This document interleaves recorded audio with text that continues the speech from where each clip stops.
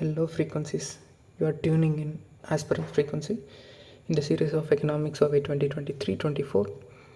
We are getting into the final chapter, that is the climate change. Previously we have seen the 12th in the combinedly the 10th, 11th and 12th chapter, the industry, infrastructure and services sector. So this is the last chapter for this series. So let's don't waste our time. Let's directly get into the concepts. The concepts, it's a small chapter. There is not much. There are more concepts, data, reports, schemes, or previous in the all the chapters. There is some climate change related schemes or reports have been discussed. So just get in touch with those things, and I will give you the one-pager notes in the description. Also, kindly utilize it. So let's get into the concepts. The carbon budget, which is discussed here. The carbon budget is nothing but, for example, in the normal budget, we have certain rupees to spend. For example, consider 100 rupees. Within the 100 rupees, we should make our expenditure. Likewise, in the carbon budget, there is certain limit. Like for example, 100 tons of CO2 can be emitted in a particular year. This is the budget limit. This above this limit, if the emission goes, then there will be a temperature rise, global warming. Then it causes a sustainability threat to the community. So this is the carbon budget. I will just say some examples which can easily be relatable. Then the new collective quantified goals, which is nothing but in the previous COP meetings by UNFCCC, we have heard the word of loss and damage fund, then the adaptation fund, and the other funds like which the developed countries collectively promised to developing countries and developing and low income countries or island nations. That is around $100 billion per year.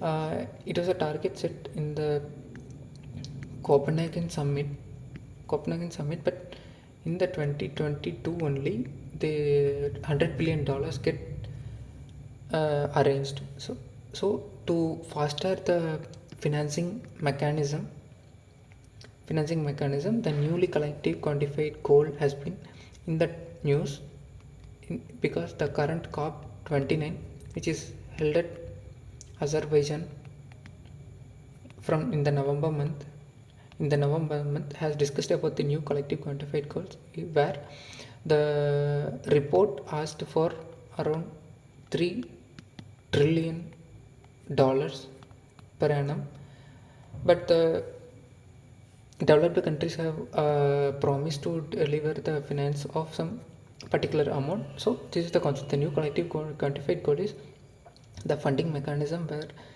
the developed countries are promising to the developing countries to reduce the to promote sustainable infrastructure, reducing the emissions. Then the integrated farming is nothing but improving the agri production, nutritional security, at the same time environment sustainability. The three things when combined done gets into the integrated farming. Then the happiness ownership curve is nothing but, see, there is a curve. Here we have ownership, or we have the capital money. Here it is in this, here the happiness. To some extent we have the curve goes like this. Here, see, we have a less money, we are doing it for survival. Here some other money, we are doing it for some luxury. Some other money which is the highest point where you get enough of everything, you get all the products. At the same time, here the happiness also get gradually increased.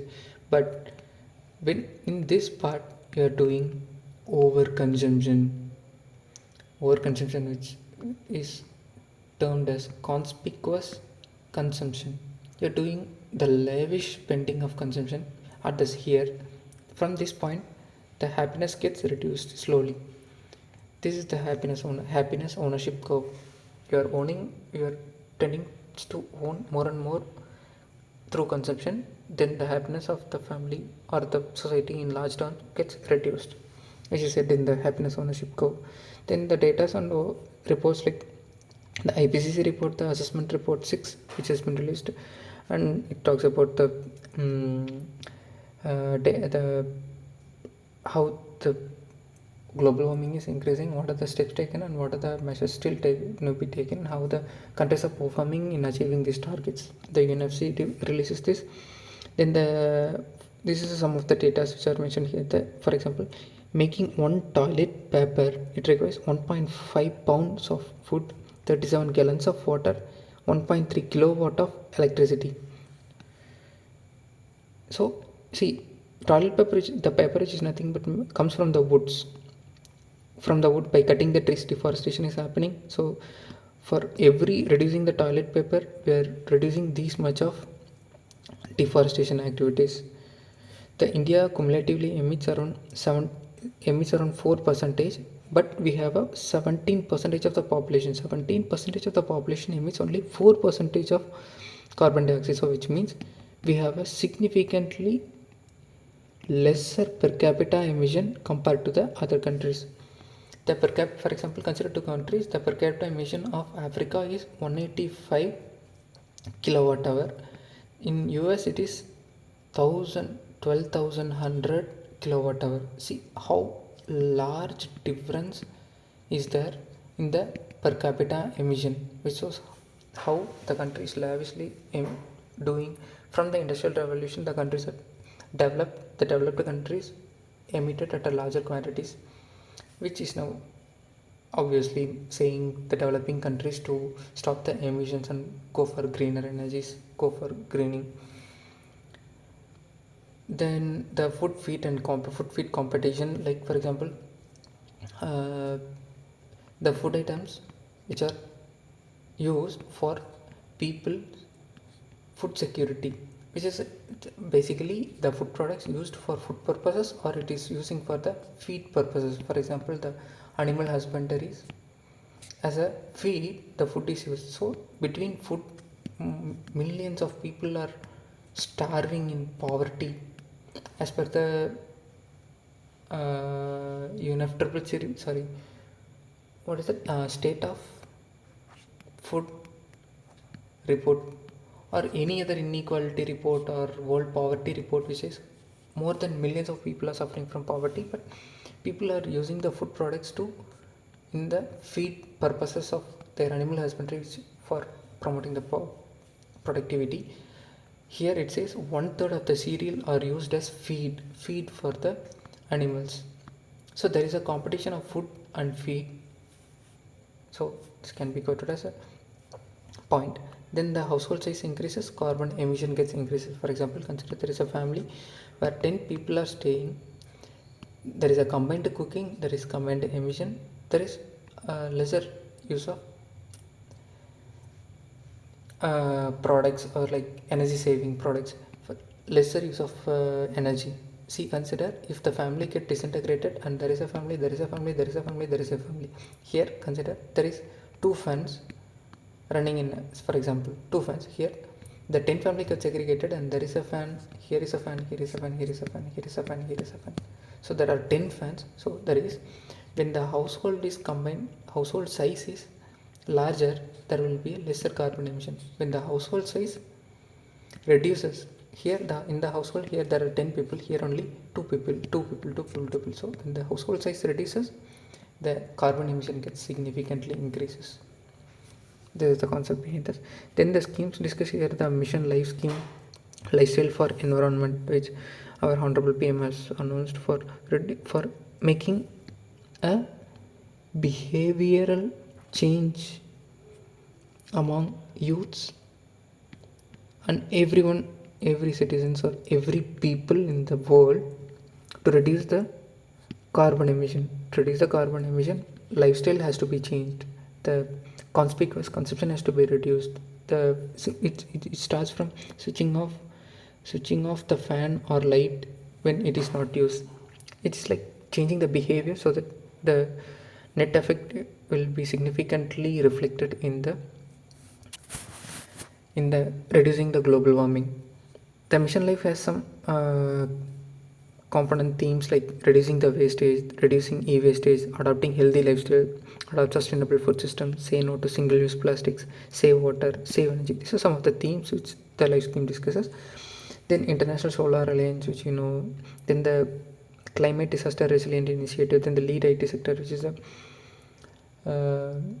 nothing but the heavy industries, heavy manufacturing industries has to done a transition.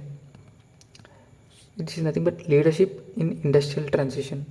The heavy industries should have to transition to a sustainable energy production, which is basically turning to a green energy sector from the heavy emission sector leader emittance scheme. Then the Big Cat Alliance scheme is nothing but for promoting protecting the big cats.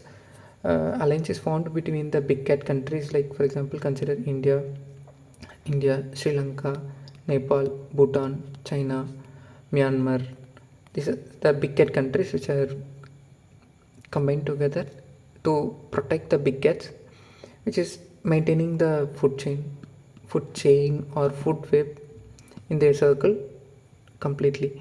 In India, we have around some 5 big cats: the tiger, cheetah, leopard, panther, snow leopard. Some 5 big cats are available in India. Kindly mention if you know something, if you know the exact ones in the comment section. Then the infrastructure for resilient island states, for promoting resilient infrastructure in the island states which are lacking the infrastructure funding capability. So through these schemes, the global nations like the developed countries, through the funding mechanism promoting to the island state. Then the Asia 24 degree Celsius campaign, to reduce the air conditioning paradox. Air conditioning paradox is nothing but, see, in a room there is an AC, so we are putting on AC to reduce the hotness, so keeping the room chill. At the same time, we are using uh, bed sheets to uh, make us hot because of the coldness. So we are using the AC to cool, we are using the bedsheet to get warmness. So this is the paradox which is obviously doing the energies, which is making energy spending luxuriously. So for this, the AC 24, because the ACs are the air conditioning unit significantly emits the hydrofluorocarbons or chlorofluorocarbons, which are directly getting into the atmosphere and causing air pollution, and greenhouse warming potential getting increased, because they are having the higher greenhouse warming potential, these components, because of their life and also the disintegrating mechanism. So that the AC at 24 degrees Celsius campaign is getting promoted, because if we kept AC at lesser temperatures and we are doing this paradox of using the bedsheets to get warm, this can be reduced by keeping the ACs at a higher temperature, so that there will be a significant reducing of the greenhouse warming potential gases. Then sometimes some of the keywords like pro-planet choices, taking pro-planet choices, energy guzzlers, like for example AAS, are like they are doing significantly well in the efficiency and productivity platform, but at the same time AI are taking such a huge amount of energy, for their working, which has to be managed, which has to be balanced at a right time by integrating it also, but also looking at the sustainable point. Then the urban sprawl, that is the sudden increase in the population in the urban areas, which puts pressure on the urban amenities. Then the triple threat, which is the energy demand, clean tech cost is also increasing, energy demand is also increasing, fossil dependence also is increasing. It is a threat, because we are tackling to reduce the fossil, but its dependence is getting increasing. We are committed to reduce the fossil by 2030 and 2070.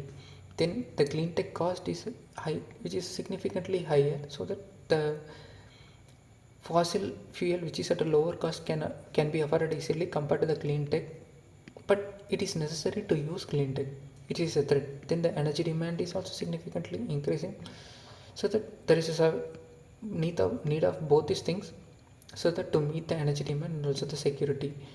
This is a triple threat for the nation. Then the food basket to the feed basket, which I've seen in the food feed competition, we are changing from food basket to the feed basket, which is a, on one side it is increasing the productivity, but at the other time it is causing to suffer and starve by millions of people. Then the Annam Brahmam, which in the Indian culture it is that mentioned that is food is we worship food as a god, that is the Annam Brahmam. We worship as Annapurani. We worship, we compare Annam to a female goddess. Food is a goddess. So these are some of the points where which enhances your main chances in the intros and conclusions, which can be used in somewhere. Then some slogans which also have been discussed. The Oscar Wilde has says that nowadays people knows price of everything but the value of nothing. Price and value. It's a nice quote. Then it's not about living ascetically but living mindfully. Being mindfulness. Mindfulness is a quote here. Then things unavailable didn't cause grown men to cry and children to shrink from playing other. Consider, see, we people, if we don't have anything, if we don't have something, and it doesn't make a man to cry, or it doesn't make a children to stop from playing with the available things. So stop conspicuous consumption and promote sustainability. It's a suggestion. Then time to rebuild the society with equanimity. The growth and development should be equal, sustainable, which is the main motto here.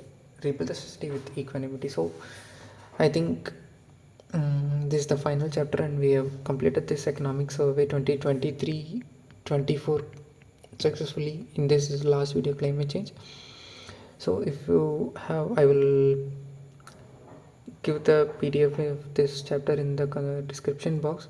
Kindly use it and just revise those one pager notes of 13 chapters.